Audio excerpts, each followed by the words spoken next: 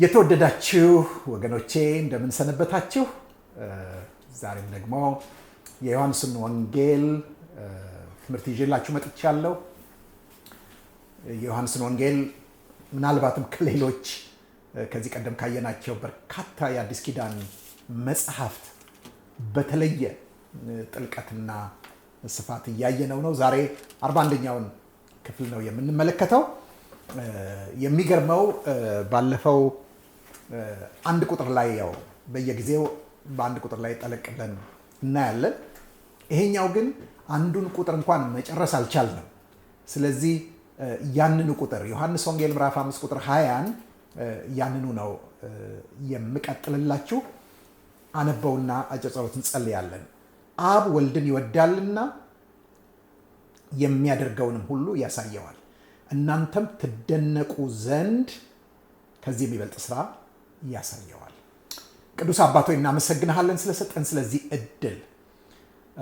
ምንም እንኳን እኔ በአካል ባላያቸውም በዚህ ሰዓት በተለያየ የዓለም ክፍል በተለያየ ሁኔታ ውስጥ ሆነው ይህንን ትምህርት የሚካፈል ሁሉ ጌታ ሆይ የልብ ዓይናቸው እንዲበራ መንፈስህ ግልጠትን እንዲሰጣቸው አብርሆትን እንዲሰጣቸው ማየት የሚገባቸውን እንዲያዩ ደግሞም ልጅን ኢየሱስ ክርስቶስን በማመንና በማወቅ እንዲያድጉ በማመንና በማወቅም ወደሚገኝ አንድነት ከቅዱሳን ጋር እንዲደርሱ ደግሞም ጌታ ሆይ በጸጋ እንዲያድጉ በኢየሱስ ክርስቶስ እንጸልያለን። ጌታ ሆይ የሚኖረን ጊዜ ባርክልን። ሁሉ ለአንተ ክብር ይሁን በጌታችን በመድኃኒታችን በኢየሱስ ክርስቶስ። ውድ ወገኖች እንግዲህ ይሄንን ቁጥር ባለፈው በተለይ በጣም ትኩረት ያደረግነው አብ ወልድን ይወዳልና በሚለው ሀሳብ ላይ ነው። ስለዚህ ያንን በደንብ አይተነዋል። አሁን ይሄንን ሀሳብ በተመለከተ አብ ወልድን ይወዳልና የሚለው አረፍተ ነገር የተጻፈበት የጊዜ ግስ በጣም የሚገርም ነው። በእርግጥ የኦሪጂናሉ የግሪክ ቋንቋ የግስ ጉዳይ የጊዜን ግስ በተመለከተ እኛ ፓስት ቴንስ፣ ፕሬዘንት ቴንስ፣ ፊውቸር ቴንስ ያላፊ፣ የአሁን፣ የወደፊት ጊዜ ብለን የምንለው ልክ እንደዛ ፍንትው ብሎ የሚቀመጥ አይደለም። ትንሽ የራሱ የሆነ አስቸጋሪ ነገር አለው። ግን ቢሆንም እዚህ ጋር ግልጽ በሆነ መንገድ የተቀመጠው የጊዜ ግስ በነሱ ኤኦሪስት የሚሉት የጊዜ ግስ ነው። ምንድን ነው የሚያመለክተው ካላችሁኝ፣ ኤኦሪስት በሚሆንበት ጊዜ ወደ ኋላም ወደፊትም የጊዜ ወሰን የለው። ስለዚህ ይሄ አንድ የሚያመለክተን ነገር አለ። ምንድን ነው የሚያመለክተን ካላችሁኝ፣ አብ ወልድን የሚወድበት መውደድ መጀመሪያ የለውም መጨረሻ የለውም፣ በጊዜ የማይወሰን ነው። ለዚህ ነው አያችሁ እኛንም የወደደበት ልጁን እንደወደደን ስለሆነ የወደደን በዘላለም ፍቅር ወድጄሻለሁ ስለዚህ በቸርነቴ ሳብኩሽ ተብሎ እንደተጻፈ እግዚአብሔር እኛን የወደደን በዘላለም ፍቅር ነው። ኦ ሃሌሉያ! ይሄ እንዴት ደስ የሚል ነገር! ስለዚህ የፍቅሩን አይነት ያሳየናል። ፍቅር አብ ወልድን ይወዳልና ብሎናል። ማለት ለምን እንደሚያሳየው ሁሉን ነገር የሚያደርገውን ሁሉ እንደሚያሳየን ምክንያቱ ፍቅር እንደሆነ ነው ገለጸልን። ፍቅር በምንድን ነው የሚገለጠው? ወገኖቼ የፍቅር ዋነኛና አይነተኛ መገለጫ አለዚያ ፍቅር ነው ለማለት የሚያስቸግረን ዋነኛ መገለጫው መስጠት ነው። መስጠት ነው ወገኖቼ። አብ ሰጪ ነው። ዮሐንስ ወንጌል ውስጥ ዘርዝሬ ሊጨርስላችሁ አልችልም። ከወልድ ጋር እንኳን ባለው ግንኙነት ሁል ጊዜ ሰጪ ነው አብ። ዮሐንስ ወንጌል ምዕራፍ 3 ቁጥር 35 አባት ልጁን ይወዳል ሁሉንም በእጁ ሰጥቶታል ይላል። ሰጪ ነው። ስለዚህ እዚህ ጋም ምንድን ነው ሲሰጥ የምናየው ብለን ስንል አብ ወልድን ይወዳልና የሚያደርገውንም ሁሉ ያሳየዋል። መስጠት፣ ራስን ግልጥ ማድረግ፣ ልብን መክፈት፣ ልብን መስጠት። አይታችሁ እንደሆነ ብዙ ጊዜ ለሰዎች ስለወደድናቸው ስጦታ ልንሰጣቸው እንችላለን። የተለያየ ነገር ትልቅም ትንሽም ልንሰጣቸው እንችላለን። ከመስጠት ሁሉ ግን በጣም በጣም ከባዱና የመውደድ ልዩ መገለጫ የሚሆነው ልብን መስጠት ነው። ልብን መስጠት ማለት ምንድን ነው? በእንግሊዝኛው vulnerable መሆን፣ ተጋላጭ መሆን፣ በቃ የልብን ማፍሰስ፣ ምንም ሳያስቀሩ፣ ሳይሰስቱ፣ ሳይቆጥቡ ማፍሰስ። ለሰው ሁሉ እንደሱ አናደርግም፣ ተገቢም አይደለም። መልሶ ሊጎዳን ሊያስጠቃን ይችላል። ተጋላጭነት ነው። ነገር ግን በፍጹም ልብ ለወደድ ነው ለተማመን ነው የምናደርገው ነገር ቢኖር ምንም ነገር ሳንሸሽግ ልባችንን መስጠት። ልብን መስጠት ማለት መቼስ ልብን እንደዚሁ አውጥቶ መስጠት ማለት ሳይሆን ግልጽ መሆን፣ በቃ ዕቅዳችንን፣ ዓላማችንን፣ ሀሳባችንን፣ ፍላጎታችንን መግለጽ። ይሄ ባለበት ፍቅር አለ። ትዝ ይላችሁ እንደሆነ እግዚአብሔር ሰዶምንና ጎሞራን በኃጢአታቸው ምክንያት ሊያጠፋ በወሰነበት ጊዜ የወንድሙ ልጅ ሎጥ በዚያ ስላለ እግዚአብሔር ወደ አብርሃም መጣና ምን አለ? መቼስ ከአብርሃም የምንሰውረው ነገር ምን አለ? ለአብርሃም የማልነግረው ነገር ምን አለ? የሚገርም እኮ ነገር ነው። ወዳጅ ስላደረገው እግዚአብሔር ለአብርሃም ልቡን ነው የሰጠው። ሊያደርግ ያሰበውን ነገር ሁሉ ይነግረው ነበር። ስለዚህ ስለ ሰዶምና ገሞራ እንደነገረው እንደማለደ፣ በዛ ምክንያት ደግሞ የወንድሙ ልጅ እንደተረፈ እናያለን። ስለዚህ እግዚአብሔር በጣም እኮ የሚገርም ነገር ነው። ምን ያህል እንደሚገባን አላውቅም። በአንደኛ ቆሮንቶስ ምዕራፍ 2 ላይ ሄዳችሁ ከቁጥር 7 ጀምሮ ከቁጥር 6 ጀምሮ ስትመለከቱ በጣም የሚገርም ነገር ይናገራል። ስለማወቅ፣ የእግዚአብሔር ልብ ስለማወቅ ይናገራል። ምንድን ነው የሚለው? በበሰሉት መካከል ግን ጥበብን እንናገራለን፣ ነገር ግን የሚሻሩት የዚህ ዓለም ገዢዎች ጥበብ አይደለም። ከዚህ ዓለም ገዢዎች አንድስ እንኳን ይህን ጥበብ አውቀውት ቢሆን ኖሮ የክብርን ጌታ ባልሰቀሉት ነበር። ነገር ግን ዓይን ያላየው ጆሮም ያልሰማው በሰውም ልብ ያልታሰበው እግዚአብሔር ለሚወዱት ያዘጋጀ ተብሎ እንደተጻፈ እንዲሁ እንናገራለን። ከዘመናት በፊት እግዚአብሔር ለክብራችን የሰወረውን የእግዚአብሔርን ጥበብ በምስጢር እንናገራለን። በሰው ውስጥ ካለው ከሰው መንፈስ በቀር ለሰው ያለውን የሚያውቅ ማንም የለም። እንዲሁም ከእግዚአብሔር መንፈስ በቀር ለእግዚአብሔር ያለውን ማንም አያውቅም። እኛም የእግዚአብሔርን ጥልቅ ነገር እንኳን ሳይቀር ሁሉን እናውቅ ዘንድ እግዚአብሔር ለእኛ በመንፈሱ ገለጠው። ስለዚህ እኛም የእግዚአብሔርን መንፈስ ተቀበልን እንጂ የዓለምን መንፈስ አልተቀበልን። ዋው!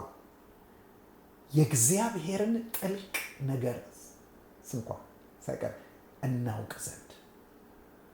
ስለዚህ እግዚአብሔር ለእኛ ልቡን ሰጥቶናል፣ ገልጦልናል። ይሄ ፍቅር ነው። እኔ ምንድን ነው የሚያስደንቅ ብትሉኝ፣ እግዚአብሔር በቃ እንደዚህ አይነት ቤት ሰጠኝ፣ እንዲህ አይነት መኪና ሰጠኝ፣ እንዲህ አይነት ገንዘብ ሰጠኝ፣ እንደዚህ ሰጠኝ፣ እንዲህ አይነት ስልጣን ሰጠኝ፣ እንዲህ አይነት ክብር ሰጠኝ፣ እንዲህ አይነት ዝና ሰጠኝ። የሚገርማችሁ ነገር ከሁሉ ነገር ይልቅ የእግዚአብሔርን ፍቅር የሚያሳየኝ ዋነኛ ስጦታው ልቡን ለእኔ መግለጡ ነው። ቃሉን፣ ማንነቱን፣ ስራውን ልክ አሁን እንደምንካፈለው እንደዚሁ መግለጡ። ስለዚህ ምንድን ነው እዚህ ጋር የምንመለከተው? አብ ወልድን ይወዳልና የሚያደርገውን ሁሉ ያሳየዋል። ስለዚህ ማሳየቱ ፈቃዱን፣ ምክሩን፣ ሐሳቡን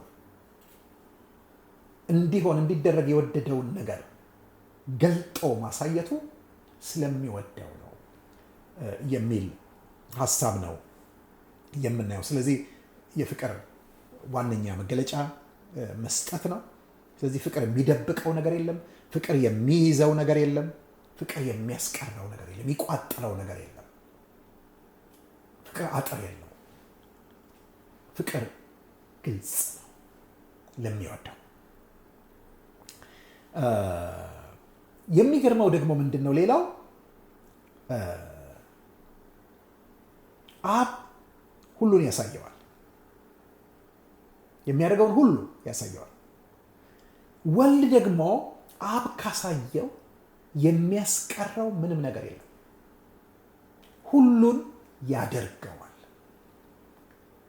ስለዚህ አብ ፍቅሩን በማሳየት ይገልጣል፣ ፈቃዱን በመግለጥ። ወልድ ደግሞ ያንን ፈቃዱን በማድረግ ፍቅሩን ይገልጣል። ወገኖቼ ሌላ ነገር እኮ አልተጠየቅንም። እኛም ዛሬ ከጌታ ከኢየሱስ ክርስቶስ ጋር ባለን የፍቅር ግንኙነት የሚጠበቀው እሱ ፈቃዱን እንዲገልጥልን ነው። በቃ ፈቃዱን ገለጠልን ማለት ፍቅር ነው እንዴ። ትዝ አይላችሁም? ዮሐንስ ወንጌል ምዕራፍ 15 ላይ አብ እንደወደደኝ እኔ የወደድኳችሁ ይልና በጣም የሚገርም ነገር እኮ ነው የሚናገረው። ላንብብላችሁ። እንደዚህ ይላል፣ እኔ እንደወደድኳችሁ እርስ በርሳችሁ ትዋደዱ ዘንድ ትእዛዜ ይህች ናት፣ ነፍሱን ስለ ወዳጆቹ ከመስጠት ይልቅ ከዚህ የሚበልጥ ፍቅር ለማንም የለውም። እኔ ያዘዝኳችሁን ሁሉ ብታደርጉ እናንተ ወዳጆቼ ናችሁ። ከእንግዲህ ወዲህ፣ ይሄንን ልብ ብላችሁ ስሙኝ፣ ከእንግዲህ ወዲህ ባሮች አልላችሁም፣ ባሪያ ጌታው የሚያደርገውን አያውቅምና፣ ወዳጆች ግን ብያችኋለሁ። ከአባቴ የሰማሁትን ሁሉ ለእናንተ አስታውቂያችኋለሁና። ዋው! ተመልከቱ። አብ ለምንድን ነው ወልድን ያስታወቀው? ስለሚወደው። ጌታ ኢየሱስ ክርስቶስ ለምንድን ነው አብ ያስታወቀውን ለሐዋርያቱ ለደቀ መዛሙርቱ ነው ያን ጊዜ የሚናገረው? ያስታወቃቸው ስለሚወዳቸው። አለቀ። ፍቅር ይገልጣል። ፍቅር አይሰውርም። ፍቅር በጨለማ ውስጥ አያስቀምጥም። ፍቅር አፍቃሪው እንዲገምትና እንዲመስለው አይደለም የሚተወው፣ ይገልጣል። ፍቅር አስደናቂ ኮሚኒኬተር ነው። ልቡን ያፈሳል። ስለዚህ እግዚአብሔርም ለእኛ ገለጠው ይላል። ጌታ ኢየሱስ ክርስቶስ ምንም ነገር ሲገልጥልን ወገኖቼ ከፍቅር የተነሳ እንደሆነ ልናውቅ ያስፈልገናል። ስለዚህ እኛስ ጌታ ኢየሱስ ክርስቶስ ወዶ ከአባቱ የሰማውን በሚገልጥልን ጊዜ፣ በሚያሳውቀን ጊዜ እኛስ ምን ያህል ፍቅሩ ገብቶን ለፍቅሩ የመታዘዝ ምላሽ፣ ያንን ያለንን ነገር የማድረግ ምላሽ ምን ያህል እንሰጣለን? ይሄ በጣም በጣም አስፈላጊ ነገር ነው። ተመሳሳይ ነገር ዮሐንስ ራእይ ላይ እናያለን። ዮሐንስ ራእይ ገና ሲጀምር ጌታ ኢየሱስ ክርስቶስ ከአብ የተቀበለውን ለዮሐንስ እንዲያሳየው መልአኩን እንደላከ ይነግረናል። ላንብብላችሁ ከቁጥር 1 ጀምሮ። ቶሎ ይሆን ዘንድ የሚገባውን ነገር ለባሪያዎቹ ያሳይ ዘንድ እግዚአብሔር ለኢየሱስ ክርስቶስ የሰጠው። ተመልከቱ። በእርሱም የተገለጠው ይህ ነው። ኢየሱስም በመልአኩ ልኮ ለባሪያው ለዮሐንስ አመለከተ። የሚገርም ነገር። አብ ለማን ገለጠ? ለወልድ። አብ ነው የሰጠው። ከዛስ ወልድ ደግሞ መልአኩን ልኮ ለዮሐንስ ገለጠ። የመገለጥ ተዋረድን ነው የምንመለከተው። ስለዚህ ኢየሱስ ክርስቶስ ዛሬ ለኛ አንዳች ነገር ከገለጠልን ያንን ኢየሱስ ክርስቶስ ከአብ የሰማውን ነው፣ ከአብ ያገኘውን ነው የነገረን። አብ ለምን ለኢየሱስ ክርስቶስ ገለጠ? ስለሚወደው። ጌታ ኢየሱስ ክርስቶስ ለምን ለኛ ገለጠ? ስለሚወደን። ስለዚህ አብ የተገለጠለትን ምን ያደርጋል? ይሰራዋል፣ ይፈጽመዋል፣ ያደርገዋል። ወልድ ለእኛ የገለጠልን ደግሞ እኛ በማድረግ ፍቅራችንን ልናሳይ ይገባል። ትዝ ይላችኋል ዘጸአት ውስጥ እግዚአብሔር ለሙሴ በተራራ ላይ የማደሪያውን ድንኳን የመገናኛውን ድንኳን በመካከላቸው አድር ዘንድ መቅደስ ስሩልኝ ብሎ ያለውን የዛን ንድፍ ሰጠ። ከዛ ምን አለው? በተራራ ላይ እንዳሳየው ምሳሌ ሁሉን ታደርግ ዘንድ ተጠንቀቅ። ወገኖቼ ሙሴ የእግዚአብሔር መንፈስ ከነበረባቸው እንዲያግዙት ከተሰጡት ሰዎች ጋር በጥንቃቄ ልክ በተራራ ላይ እንዳየው ምሳሌ እንደሰራው እናያለን። በቃ ይሄ ነው ከኛ የሚጠበቅ። ጌታ ኢየሱስ ክርስቶስም ይሄንን ነው ያደረገው፣ ልክ እንዳየው። በጣም ይገርመኛል። እኔ ፍጥረትን ዩኒቨርስን ጌታ ኢየሱስ ክርስቶስ እንደሰራ አውቃለሁ በሙሉ። እኔ ይገርማችኋል፣ በቀደም ጫካ ውስጥ ወክ እያደረኩኝ በቃ አይ ነበር ውሃውን፣ ወንዝ ሲወርድ፣ ዛፎቹን፣ ሳር ቅጠሉን እያየሁኝ በቃ እያንዳንዱ ቅጠሉ አረንጓዴ እንዲሆን፣ ግንዱ ግራጫ እንዲሆን፣ እንትኑ እንዲሆን እያንዳንዱን ነገር አብ ውስጥ የነበረ ነገር ወገኖቼ። የሰው አይኑ፣ አፍንጫው፣ ጆሮ እንዲሆን እያንዳንዱ ወገኖቼ ሴሎቹ፣ ዲኤንኤው በቃ እንዲህ አይነት እንትን እንዲኖረው የአብ ሀሳብ ነበር። ግን ያደረገው በእጁ የሰራው ወልድ ነው። የሰራው ግን አብ እንዳሳየው እንዲሁ ነው። በጣም ይገርማል። ስለዚህ በአብና በወልድ መካከል ያለው ግንኙነት ነው በወልድና በእኛ መካከል እንዲቀጥል የተፈለገው። እግዚአብሔር ይርዳል። እዚህ ጋር ምን እንመለከታለን? አብ ወልድን ይወዳልና የሚያደርገውንም ሁሉ ያሳየዋል፣ እናንተም ትደነቁ ዘንድ ከዚህ የሚበልጥ ስራ ያሳየዋል። አይሁድ ኢየሱስን እየከሰሱት ነው። ከፍ ብለን ቁጥር 17 ላይ ስንመለከት ቁጥር 16 ላይ ስለዚህ በሰንበት ይህን ስላደረገ አይሁድ ኢየሱስን ያሳድዱት ነበር፣ ሊገድሉትም ይፈልጉ ነበር። ሰንበት አፈረሰ፣ ሰንበት ሻረ። እግዚአብሔር ሰንበት እንዲጠበቅ አዞናል፣ እሱ ግን አልጠበቀም ነው ሊገሉት ያስቡበት ክስ። ግን እዚህ ጋር አንድ ነገር እንመለከታለን። እነሱ ባለመታዘዝ ይከሱታል። እሱ ግን እየነገራቸው ያለው በፍጹም መታዘዝ ውስጥ የሚኖር እንደሆነ ነው። ለአብ የአብን ፈቃድ የሚያደርግ እንደሆነ እነሱ ሊረዱት፣ ሊገምቱት፣ ሊያስቡት ከሚችሉት በላይ የአብን ፈቃድ የሚያደርግ በፊቱ ደስ የሚያሰኘውን የሚያደርግ እንደሆነ እየነገራቸው ነው። ስለዚህ ወልድ አድራጊ ነው።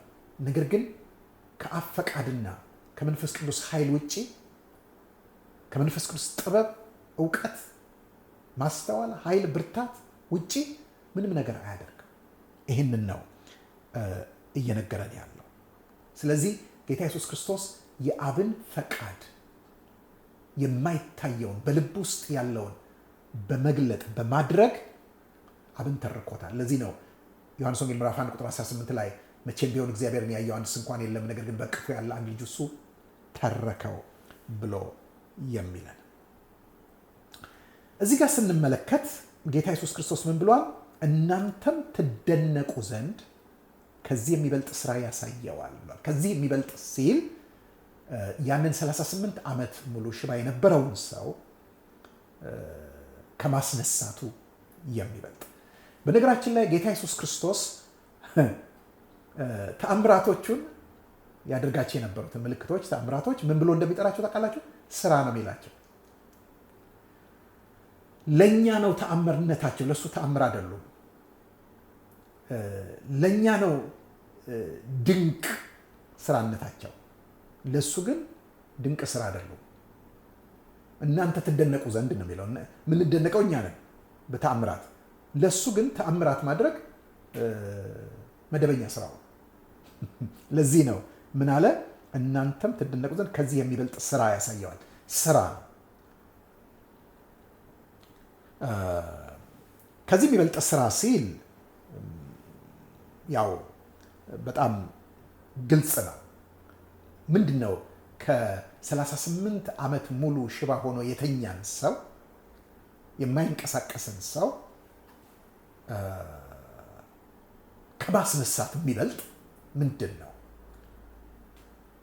ጌታ ኢየሱስ ክርስቶስ ዝቅ ብሎ ይናገራል። ቁጥር 21 ላይ አብ ሙታንን እንደሚያነሳ ሕይወትም እንደሚሰጣቸው እንዲሁ ወልድ ደግሞ ለሚወዳቸው ሕይወትን ይሰጣቸዋል ይለናል። ስለዚህ ትንሣኤ ነው። ይሄ ሰውዬ ከሞቱት በላይ በሕይወት ካሉት ደግሞ በታች የሚኖር ሰው፣ በጣም በሚያሳዝን ሁኔታ ውስጥ የሚኖር ሰው ነው። ስለዚህ ጌታ ኢየሱስ ክርስቶስ ይሄን ሰውዬ ሄዶ የፈወሰው ፈዋሽ መሆኑን ለማሳየት፣ ምንም እንኳን ህመም ቢቆይ ጌታ ኢየሱስ አንድ ቀን መጥቶ እንደሚደርስ የማታ ማታ ምናምን እንደሱ አይደለም። ይሄ ክፍል ጌታ ኢየሱስ ሄዶ ይሄንን ሰው የፈወሰው ስለ ራሱ ስለ ማንነቱና ወደፊት ሊያደርግ ስላለው ነገር ሰዎች ያውቁ ዘንድ መነጋገሪያ ሰበብ ለመፍጠር እንጂ ለመፈወስ ጌታ ኢየሱስ ክርስቶስ እዛ ሲሎን መጠመቂያ ዙሪያ ተኝተው የነበሩትን ሁሉ መፈወስ ይችላል። እንደነገርኳችሁ ነው። ለሱ ተራ ስራ ነው፣ ለእኛ ደግሞ ድንቅ ስራ። ለምሳሌ እኛ ጠዋት ተነስተን ስራችንን እንሰራ የለን፣ ወደ ስራ እንገባለን። ስራ ስንሰራ ውለን እንመጣለን። ምንድን ነው ያ? ታምራት ተብሎ አይባልም፣ ዜና ተብሎ አይነገርም፣ ድንቅ ተብሎ አይወራም። በቃ ተግባራችን ነው፣ ስራችን ነው። ለሱም ያ ተግባሩ ነው። ስለዚህ ያልገባቸው ነገር ምንድን ነበር? በሰንበት ሰራ ብለው ነው ያሉት። እሱ ግን ሁልጊዜ ነው የሚሰራው። እሱ ካልሰራ ደግሞ ፍጥረት መኖር አይችልም። እሱ ባይሰራ ኖሮ ፍጥረት አይመጣም ነበር። እሱ ደግሞ ካልሰራ ፍጥረት አይቀጥልም። ስለዚህ ኖ አሁን ብቻ አይደለም እሰራው፣ ገና ወደፊት እሰራለሁ አላቸው። ምንድን ነው? ሙታንን ማስነሳት ነው።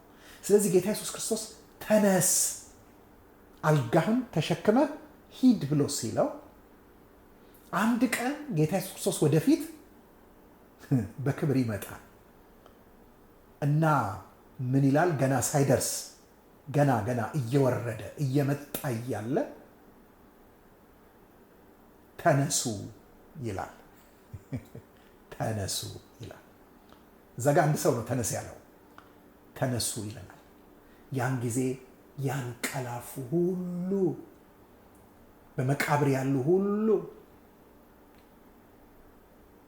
በምድር ትቢያ ውስጥ የተበተኑ ሁሉ ይነሳል። ሲነሱ ደግሞ እንደው በድካም እንደው በመቃሰት በምናምን አይደለም ይነሱት፣ በኃይል ነው። ሰውየውን እኮ ወዲያውኑ አልጋን ተሸክመ ሄዳለሁ፣ ፋታም አንስተው። ስለዚህ ሰውየው ኃይል አግኝቶ ነበር ማለት ነው። ወገኖቼ ያን ጊዜ ግን ልዩ ኃይል፣ ግራቪቲ እንኳን የማይቆጣጠረው፣ የምድር የተፈጥሮ ሕግ የማይቆጣጠረው ኃይል እንለብሳለን። እግዚአብሔር የተመሰገነ ይሁን። ስለዚህ እየነገራቸው ያለው ስራ እያለ ያለው ትንሣኤ ነው። ጌታ ኢየሱስ ክርስቶስ ሙታንን ያስነሳል ብለን ስንል አማኞችን ብቻ አይደለም፣ የማያምኑም ይነሳል። ግን በአንድ ጊዜ አይደለም፣ ሁሉ በተራ ነው። አንደኛ ቆሮንቶስ ምዕራፍ 15 ይሄንን ቁልጭ አድርጎ ይገልጥልናል። እያንዳንዱ ተራ አለው ይለናል። የመጀመሪያው ከሙታን በኩር ኢየሱስ ክርስቶስ ነው። ሁለተኛው የክርስቶስ የሆኑቱ ናቸው ይላል። ከዛ በኋላ ደግሞ መጨረሻ ላይ ሁሉም ይነሳል። እንዴት ነው የሚሆነው? ሁሉን ለራሱ ሊያስገዛ በሚችልበት አሰራር ነው የሚለው። ይሄ ከአይምሮ በላይ የሆነ ነው። ወል ቀድሞስ ቢሆን ዘፍጥረት ምዕራፍ 2 ቁጥር 7 ላይ ሰውን ከምድር አፈር አበጀው አይደለም የሚለው? ከአፈር ከሰራው ተመልሶ አፈር የሆነውን ቢያስነሳው ምንድን ነው የሚደንቅ?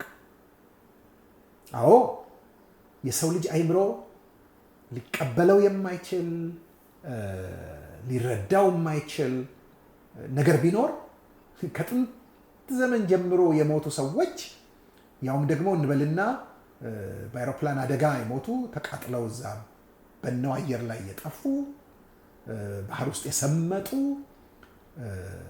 በአውሬ የተበሉ ምን ያሉ ከየት እንዴት ነው? ይሄ እውነት ነው። ለዚህ ነው እግዚአብሔርም መታወቅ የፈለገው መታመንም የፈለገው ለሙታን ሕይወትን በሚሰጥ የሌለውንም እንዳለ አድርጎ በሚጠራ ባመነበት በአምላክ ፊት የሁላችን አባት ነው እንደሚል ስለ አብርሃም እግዚአብሔር መታወቅ የፈለገው በዚህ የሆነበት ምክንያት ሰው እኮ ብዙ ነገር ሊያደርግ ይችላል። ዛሬ እኮ ሜዲካል ሳይንስ የሕክምና ምርምር እኮ አድጎ ብዙ ደረጃ ላይ ተደርሷል። ብዙ ነገር እኮ መስራት ተችሏል። የአሳማ ልብ ተወስዶ ለሰው ተገጥሞ ሰው በዛ ልብ እየተነፈሰ ሲኖር እኮ አይተናል። ነገር ግን ወገኖቼ ሰው ሊያደርገው ያልቻለው የማይችለው የሞተውን ማስነሳት፣ እግዚአብሔር ግን የትንሣኤ አምላክ ይህንንም ያደርገዋል። ስለዚህ ጌታ ኢየሱስ ክርስቶስ ከዚህ የሚበልጥ ያሳየዋል ሲል ሙታንን ማስነሳት ነው። ያሳየዋል ሲል ማለት አብ ሙታን እንደሚያነሳ ሕይወትም እንደሚሰጣቸው የሚለው አብም ያደርገዋል ወልድም ያደርገዋል እያለን አይደል፣ ድግግሞሽ አይደለም ያሳየን።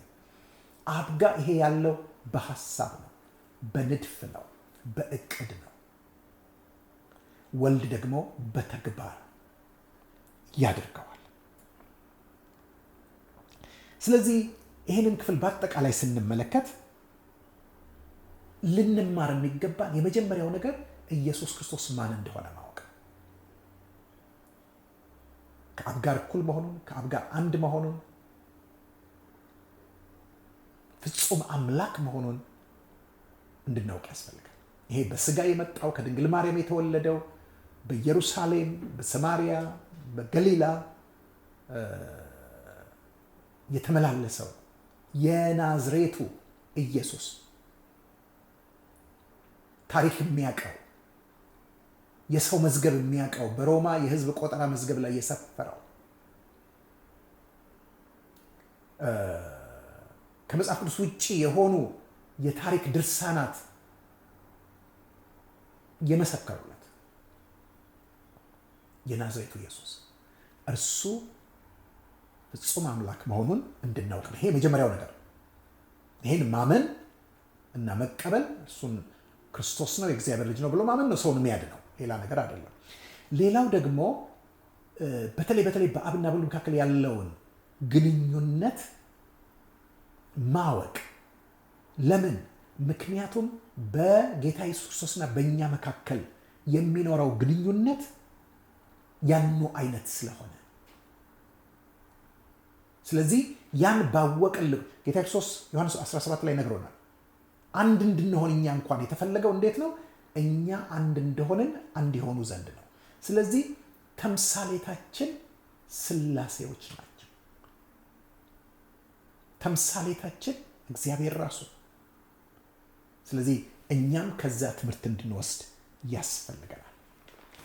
ውድ ወገኖች ይህንን ደግሞ ደጋግሞ በመስማት የበለጠ ከውስጣችሁ ጋር እንድታዋህዱት ደግሞም ወደ ክፍሎቹ ሄዳችሁ ያነሳናቸውን ክፍሎች ሄዳችሁ እንደገና በማየት እንድታሰላስሉ እንድታስቡት ከራሳችሁ ጋር እንድታዋህዱት እጠይቃችኋለሁ። ምክንያቱም የምትለወጡት በሰማችሁት ጊዜ አይደለም። የምትለወጡት ከሰማችሁት በኋላ ባሰባችሁት ጊዜ ነው። ውድ ወገኖች አጭር ጸሎት ጸልዬላችሁና ባርኪያችሁ መጨረስ ፈልጋለሁኝ። ከዚህ ቀደም ጌታ ኢየሱስ ክርስቶስን የሕይወታችሁ ጌታና መድኃኒት አድርጋችሁ ያልተቀበላችሁ እንድትወስኑ፣ የጌታን ስም እንድትጠሩ፣ ወደ ሕይወታችሁ እንድትጋብዙት፣ ኃጢአታችሁ እንድትናዘዙና በደሙ እንዲያጥባችሁ፣ በቃሉ እንዲያነጻችሁ፣ በመንፈሱ እንዲቀድሳችሁ እንድትጠይቁት አበረታታችኋለሁ። ከዚያም በኋላ ደግሞ መጽሐፍ ቅዱሳችሁ እንድታነቡ፣ እንድትጸልዩ፣ ደግሞም በንጹህ ልብ ጌታን ከሚጠሩ ጋር ህብረት እንድታደርጉ አበረታታችኋለሁ። እንጸልይ። ቅዱስ አባቶ እናመሰግንሃለን፣ ቃልህን ስለገለጥክልን ተመስገን። አዎን አንተን ያንተንም ጥልቅ ነገር እንኳን ሰቀር እንድናውቅ ከፍቅር የተነሳ ማንነትህን፣ ፈቃድህን፣ ሐሳብህን ስለገለጥክልን እናመሰግናለን። እባክህን ጌታ ሆይ የተገለጠውን ይህንን ቃልህን እንድናነብ፣ እንድናጠና፣ እንድናስብና እንድናሰላስል እርዳን።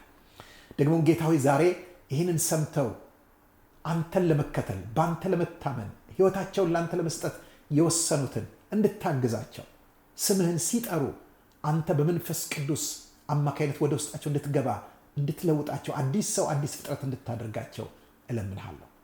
ይህንን በሚሰሙ ሁሉ ላይ ያንተ እውነተኛ በረከት ይሁን። አሜን። እግዚአብሔር ይባርካችሁ። በሚቀጥለው እስክንገናኝ ሰናበታችኋለሁ። ደህና ቆዩ።